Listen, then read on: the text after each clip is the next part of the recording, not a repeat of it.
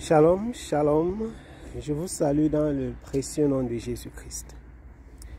Nous avons commencé à échanger à propos de la parabole du fils prodige ou encore ce que j'appelle la parabole des deux héritiers. Et nous avons encore vu comment la vie de l'homme ne lui appartient pas. Mais très souvent, ce que nous faisons, nous essayons de l'arracher d'entre les mains du Seigneur qui nous en a fait grâce. Nous voulons dominer, nous voulons conduire, on veut diriger notre vie. On demande à Dieu, donne-moi ma vie, donne-moi ce qui m'appartient, donne-moi ma part d'héritage. Or, comme les hommes ne savent pas où ils peuvent aller récupérer l'héritage entre les mains du Seigneur, ils utilisent la chose la plus accessible qu'ils ont. La chose la plus accessible que l'être humain a, c'est quoi? C'est sa vie, c'est son corps. Et donc vous entendrez les langages du genre, c'est ma vie, c'est mon corps. Vous avez certainement déjà entendu ce genre de choses. C'est ma vie, c'est mon corps. Je fais de ça ce que je veux. Je fais comme je veux, c'est ma vie. Vous avez déjà entendu ça. Par la suite, actuellement, je voudrais partager un autre aspect de la parabole avec nous et avec vous. Lorsque le fils prodige a demandé à son père sa part d'héritage, son père la lui a donnée. Il lui a donné sa part d'héritage. La Bible déclare que peu de temps après que son père lui ait donné sa part d'héritage, il a fait ses bagages et il est parti de la maison, il est parti de l'environnement familial pour aller vivre seul. Et la parole du Seigneur déclare qu'il a dépensé ses biens dans la débauche. Il est clairement précisé là-bas qu'il a dépensé dans la débauche en vivant n'importe comment. Et peu de temps après, une grande famine est survenue dans le lieu où il vivait. Et je voudrais m'arrêter sur cet aspect. La parole du Seigneur déclare, Jésus dit, il a dépensé ses biens n'importe comment en vivant dans la débauche. Il a dépensé les choses qui étaient précieuses en vivant n'importe comment dans la débauche. Pourtant, son héritage était précieux. Son héritage était précieux. Mais il a fait quoi? Il a dépensé n'importe comment. Il a dilapidé en vivant dans la débauche. La débauche, c'est le désordre. C'est le désordre. La débauche, ce sont les dépenses. On parle de débauche d'énergie. Il vivait n'importe comment. Il vivait dans le désordre. Il dépensait sans compter. En pensant que cet héritage-là continuait à être conservé malgré sa débauche, malgré sa mauvaise vie. Tout ce que tu dépenses, ça s'en va. Ton corps, ça s'en va. Ton argent, ça s'en va. Je voudrais toucher particulièrement l'aspect de la débauche qui concerne le corps. Lorsqu'un homme a des relations sexuelles avec une femme, la Bible déclare que quiconque a des relations avec une prostituée est un avec elle. Lorsque tu couches avec une femme, tu es un avec elle. Donc, tu es uni avec la personne. Une femme qui a perdu sa virginité, elle ne peut pas la récupérer. Quoi que tu fasses, elle est partie à tout jamais.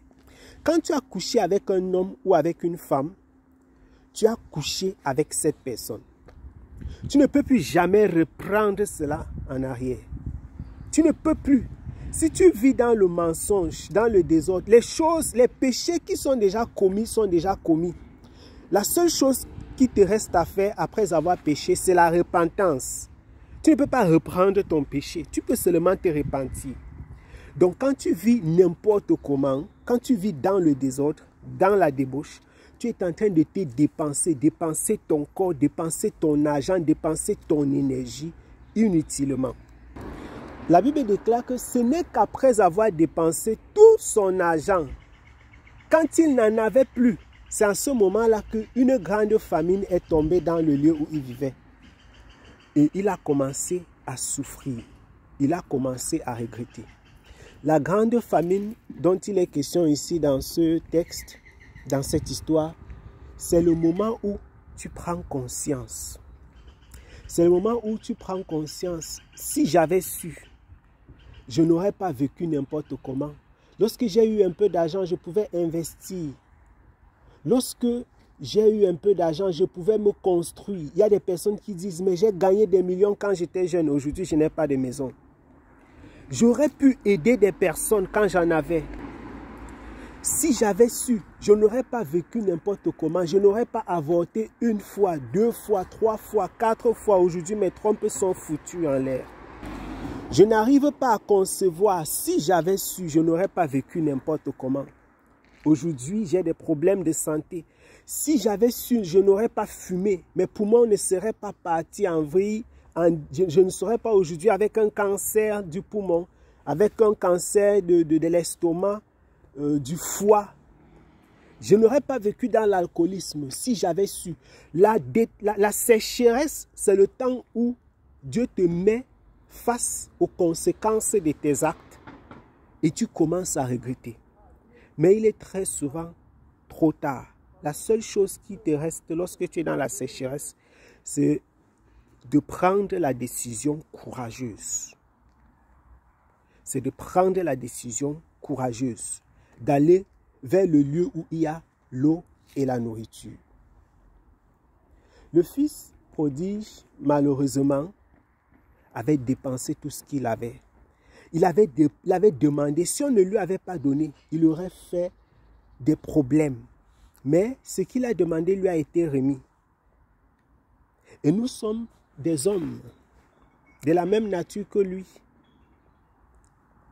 Ce fils, nous sommes des hommes de la même nature que lui. Toi aussi, tu utilises ton corps n'importe comment. Tu donnes ton corps à qui passe. Tu bois tout ce que tu vois.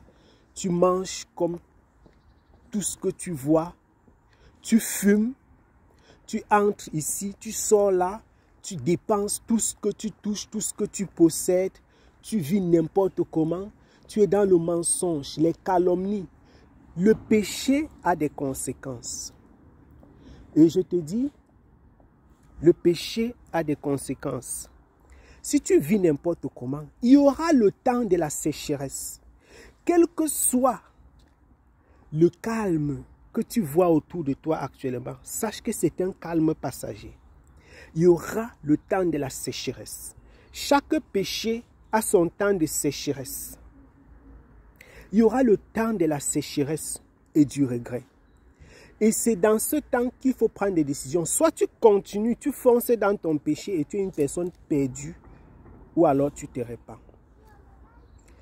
J'espère pour tous ceux qui m'écoutent, j'espère pour toi, que si tu passes par des temps de sécheresse, si tu as dépensé ton énergie, ton corps, ton argent, tu as vécu n'importe comment, que tu sauras prendre la bonne décision.